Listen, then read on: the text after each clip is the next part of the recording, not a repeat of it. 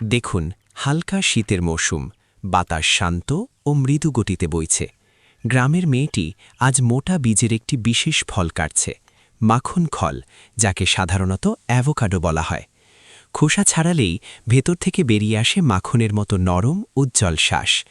এই ফল vitamin C সমৃদ্ধ, যা ত্বকের জন্য একটি প্রাকৃতিক আশীর্বাদ হিসেবে বিবেচিত হয়। গ্রামের মেয়েটি অ্যাভোকাডোর শ্বাস পিষে একটি মসৃণ পেস্ট তৈরি করে এবং সেটি কাঠের ছাঁচে ছড়িয়ে রোদে শুকানোর জন্য রেখে দেয়। ধীরে ধীরে পেস্টটি ঘন হতে শুরু করে এবং ভেতরের তেল বেরিয়ে আসতে থাকে। এবার এটি কাপড়ে বেঁধে হালকা হাতে চাপ দেওয়া হয়, আর বেরিয়ে আসে বিশুদ্ধ অ্যাভোকাডো তেল। এখন এই তেলে মেশানো হয় কাঁচা নারকেল তেল, সেই তেল যা হালকা শীতেও নিজে থেকেই জমে যায় এবং ত্বককে গভীর থেকে পুষ্টি যোগায়। উপর থেকে সামান্য ক্ষারীয় জল ঢালা হয়, তারপর এই মিশ্রণটিকে কয়েক ঘন্টা ধরে কাঠের লাঠি দিয়ে ঘোরানো হয়, যতক্ষণ না এটি মাখনের মতো সাদা ও ঘন হয়ে যায়।